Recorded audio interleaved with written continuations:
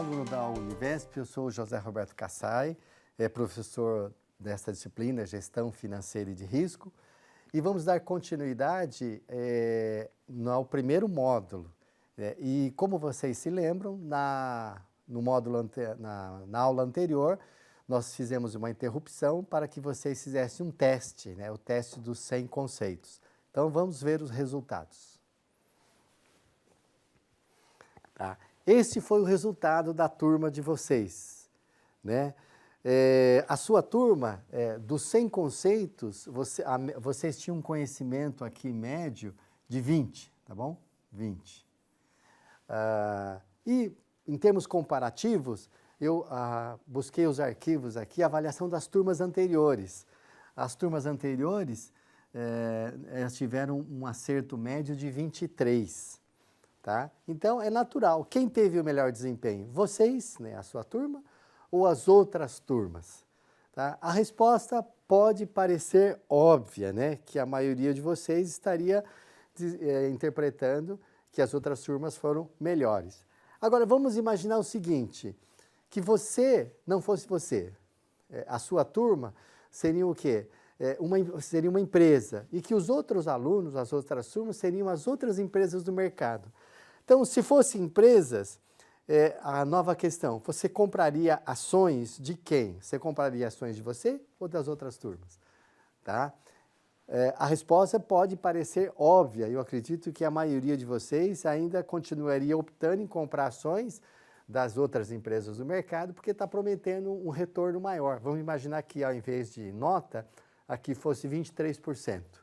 E a empresa de vocês está optando por 20%. Tá? Então, o que está por detrás dessa reflexão?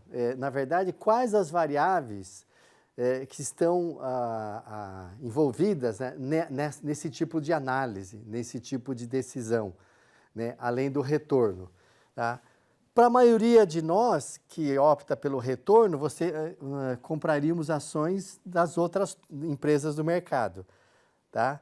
E o que está por detrás dessa reflexão? Então, na verdade, é a palavra risco, né? A ambiguidade, risco e retorno estão diretamente relacionados. Então, você vai pensar aqui em abrir uma empresa, a parte tributária, a folha de pagamento, clientes, fornecedores, governo, sociedade, etc., etc., então, essas duas variáveis, risco e retorno, na verdade, a gente resume todas essas questões. Tá? Então, para tomar uma decisão dessa, a gente teria que avaliar não apenas o maior retorno, mas também tentar diminuir, né, e minimizar o risco. E como que a gente faz isso? Como que mede risco? O risco é uma variável que dá para se medir? Se dá para medir se é uma variável subjetiva ou não, isso é uma outra questão que vocês vão ler, vão desfrutar nos artigos, né, na bibliografia básica indicada, mas a verdade é o seguinte, tudo que a gente conhece de risco começou a ser estudado em meados do século passado, né? Todos os modelos que se propõem a avaliar, quantificar o risco, ele começa com uma operação matemática do desvio padrão, que vocês são especialistas. Se eventualmente alguém não conhece, não relembra como faz um cálculo de desvio padrão ou de correlação, tem bastante aulas disponíveis aqui na própria Univesp. Tá? Então, esse é o entendimento do desvio padrão. O desvio padrão, no caso aqui, por exemplo, da turma de vocês, é 7. Tá? E o desvio padrão das empresas do mercado aqui é 12. Tá? Então, o desvio padrão é quanto maior, melhor ou quanto menor, melhor? Obviamente que é quanto menor, melhor. Então, olha, por exemplo, a empresa do mercado teve uma dispersão o rendimento médio foi 23, o desvio padrão é 12, então um desvio padrão a menos vai para 11. E um desvio padrão a mais vai para 35. Então, teve uma dispersão aqui, essa dispersão em torno da média. Olha essa outra, a empresa de vocês, tem um desvio padrão de 7. Então, teve um retorno médio de acerto de 20, então um desvio padrão a mais vai para 27 e um desvio padrão vai para 13. Então, teve uma dispersão menor. Então, é por isso que o desvio padrão é utilizado para fazer a avaliação de risco, né? Ou seja, quanto menor, melhor. Agora, vamos fazer uma reflexão para, assim, tentar desmistificar um pouco esse conceito matemático. E o que eu faço com todos os alunos, e vocês poderiam fazer também. Eu solicito que eles levantem no boletim escolar, por exemplo, se é da graduação, pego do colegial, segundo grau, né, a nota média. Então, vamos imaginar aqui, ó, o aluno A, a nota média é 6, e o aluno B, a nota média é 6 também. Então, em princípio, a gente poderia pensar que eles têm desempenhos iguais, semelhantes. Tá? Aí eu peço para calcular o desvio padrão. Tá? O desvio padrão do aluno A é 1 e o desvio padrão do aluno B é bem maior, ó, 3 vezes maior, é 3. Aí eu pergunto para os alunos e pergunto para vocês, qual aluno tem maior probabilidade de ser reprovado? Ou qual aluno que tem o maior risco de ser reprovado? Acho que vocês já tiveram esse entendimento, né, empírico, que obviamente é o aluno B. Por quê? Porque tem uma dispersão maior. Então, é por isso que o desvio padrão é utilizado para fazer essa avaliação de risco. E o que eu faço também aqui? Ó? Eu faço a mesma coisa com a classe. Então, ó, o aluno A, uma nota de média de 6, o aluno B também, e a média da classe, vamos imaginar que também seja 6, para desprezar a questão de ponderação. O desvio padrão do aluno A é 1, o desvio padrão do aluno B é 3, e vamos imaginar que o desvio padrão médio da classe é 2. Tá? Aí eu faço o seguinte, tá? Eu calculo um coeficiente, né? Né? Eu pego aqui, ó, o desvio padrão do aluno A, está aqui, eu divido pelo desvio padrão médio da classe. Ó, o desvio padrão médio da classe, está aqui. Tá? E dá quanto? Dá meio. O aluno B, eu pego o desvio padrão dele, divido pelo desvio padrão médio da classe, ao resultado aqui, 1,5. E um aluno que tem um desvio padrão igual ao desvio padrão médio da classe, aí dá 1. Como que vocês poderiam interpretar esse resultado? Né? Tá implícito, né? O aluno que tem um índice menor do que 1 significa o quê? Que o risco dele de ser reprovado em relação ao risco médio da classe é menor. E esse daqui, que é maior que 1, o risco dele de ser reprovado em relação ao risco médio da classe é maior. E esse daqui, que é próximo a 1, que é igual a 1, o risco dele de ser reprovado ou aprovado é igual ao risco médio da classe. Então, o que acontece se a maioria da classe for aprovada? Ele também é aprovado. E o que acontece se a maioria da classe for reprovada? Ele vai reprovado junto. Tá? Então, esse é um conceito empírico, né, de risco. E esse coeficiente, vocês acho que já identificaram porque fizeram o primeiro teste do sem conceito. Ele é uma letra grega, né, é o beta. Esse é o famoso beta utilizado no mercado financeiro. O beta tem uma fórmula matemática, estatística, né? Vocês não precisam decorar. Mas isso é importante que tenha ficado gravado na sua mente, né? Quando o beta é próximo a 1, significa que o risco daquela empresa é igual ao risco médio da classe. Então, ele se comporta parecido com o mercado. Então, você pode fazer essa comparação do mercado diretamente. Quando esse beta é acima de 1, significa que o risco daquela empresa ou projeto é maior. Tá? Então, ele não pode se comparar linearmente com o mercado, ele tem que almejar um pouquinho mais, por quê? Porque é maior risco. E se for menor, é menor. Então, está aqui a explicação. Quando o beta é maior do que 1, o risco da empresa é maior do que o risco do mercado. Quando é igual a 1, o risco é igual, é próximo ao mercado. E quando é menor do que 1, é menor do que o mercado. Tá bom? Essa é a fórmula que vocês vão avaliar, né? É só se aprofundar nas leituras, na bibliografia indicada, né? A fórmula tradicional é a covariância do retorno das ações da empresa em relação ao comportamento das ações do mercado, dividido pela variância, né? E a mesma coisa que nós fizemos com os alunos, tá? E essa fórmula, ela pode ser também desmembrada nessa outra aqui, ó. O desvio padrão do aluno dividido pelo desvio padrão da classe ou da empresa em relação ao mercado, como nós fizemos, né, vezes a correlação. A correlação serve para diversificar o risco, né? E essa primeira parte é o que a gente chama de risco total. A segunda parte de correlação é o risco diversificável, tá? E o beta representa a parcela do risco não diversificável. Um exemplo, né? Vamos imaginar que aqui, ó, o risco total da empresa é 10, né? E vamos imaginar que tem uma correlação de 0,9. A correlação perfeita é 1. Aqui deu 0,9. 0,9 vezes 10. Então, o índice beta, ele baixa um pouquinho, ele fica 9, que é a parcela que você não consegue diversificar. Então, isso vocês vão complementar, né, na leitura.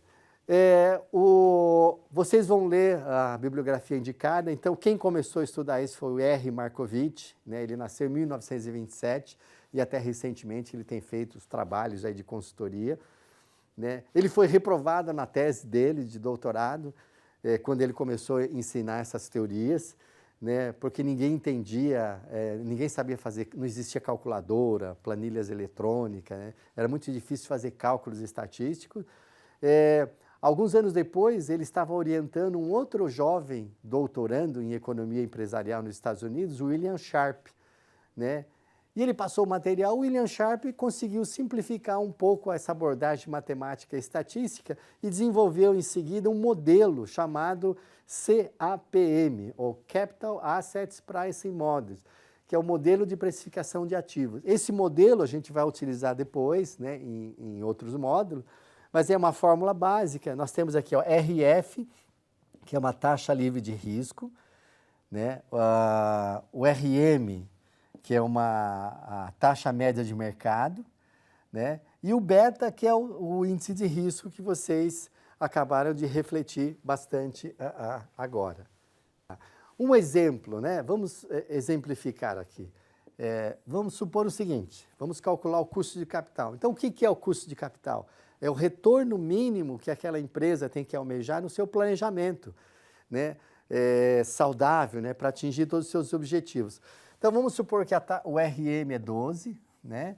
Vamos imaginar que a taxa livre de risco é 6, né? E que o beta da empresa é 1,2, ou seja, ele é um pouquinho acima do 1. Então, o risco dessa empresa é um pouquinho acima do mercado. Então, resolvendo pelo modelo CAPM, você aplica a fórmula e chega em 13.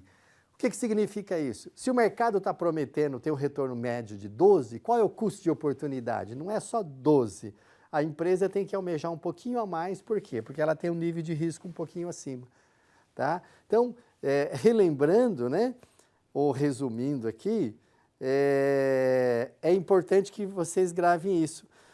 Uma empresa, por exemplo, empresa A, aqui é A, ela tem um beta próximo de 1, exatamente o do mercado. Então, qual é o retorno mínimo que ela tem que almejar no planejamento? É 12. Ou seja, a própria taxa média de mercado. E se ela tem um índice de risco um pouquinho acima, 1,2, então ela tem que almejar 13,2.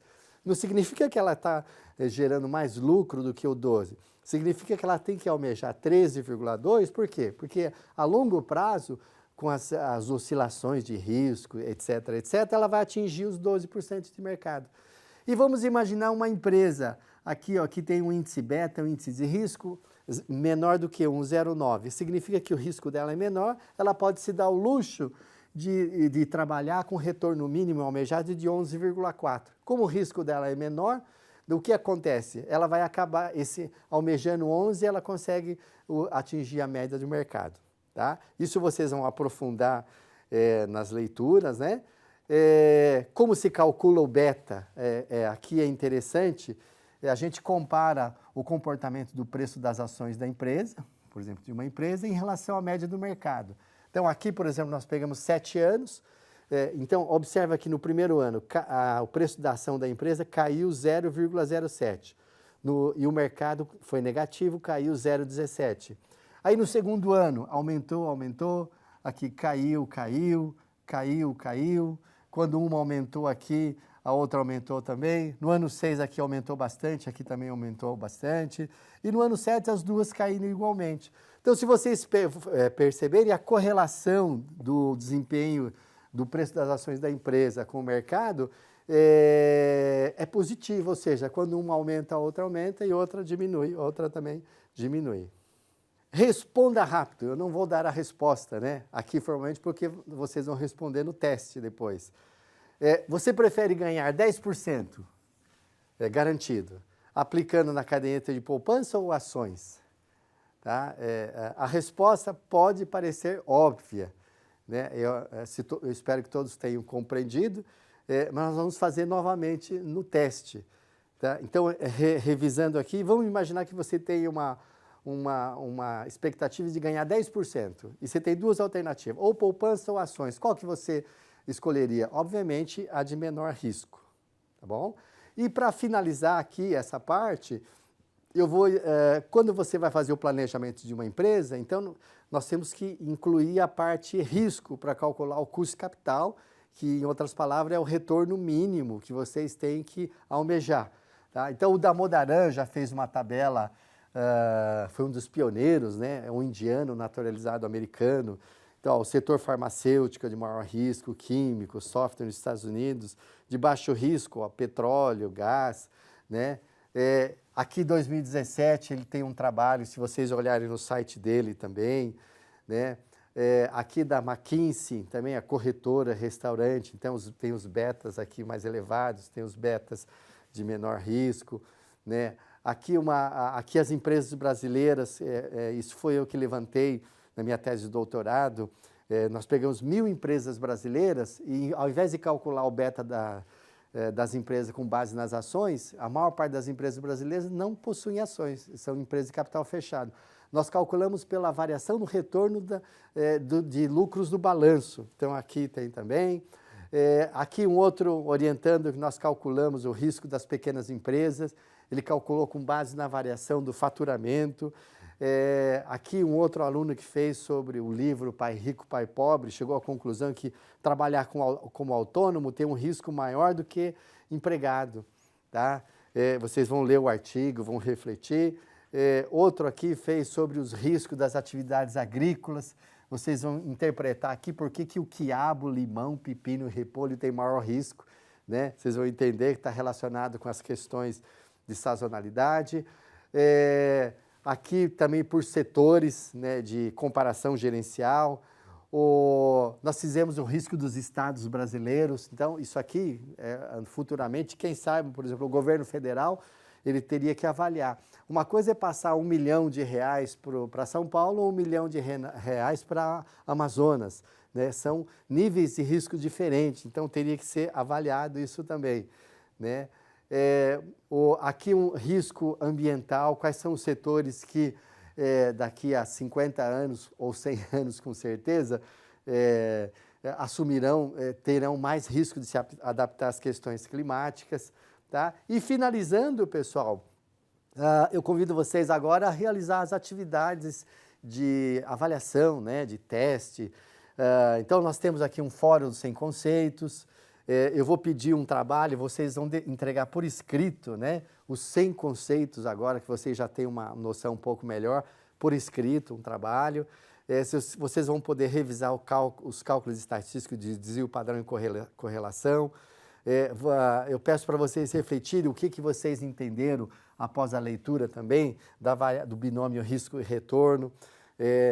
Nós vamos pedir para vocês explicarem os elementos que compõem o modelo CAPM, que aqui a gente falou rapidamente. O que é custo de capital, a gente vai utilizar em outros módulos, então isso aqui é importante, que é o retorno mínimo, né, almejado, e que tem que incluir também a parte de risco. Quais são os setores empresariais que têm maior ou menor risco no Brasil e no mundo? Eu espero que depois dessas aulas vocês passem a olhar as empresas, não só para a questão de retorno, mas avaliem risco. Olha, esse aqui é alto risco, esse é baixo risco, né? Qual o rendimento médio anual do mercado, por exemplo, da Selic, da poupança, renda fixa, ações, Ibovespa, dólar, né? E principalmente, comece a avaliar a questão risco, não só, tá? E finalmente, eu pergunto aqui, risco é algo bom ou ruim? Na verdade, risco não tem essa avaliação, né? Risco é risco. Eu tenho certeza que alguns de vocês já pularam de paraquedas, eu jamais faria uma coisa dessa. Mas risco é uma questão de escolha, né, na vida particular e na vida empresarial, obviamente. Tá? Então, nós encerramos por aqui e convidamos a todos para concluírem o módulo 1, realizando todas essas atividades extra-classe. Então, até a próxima aula.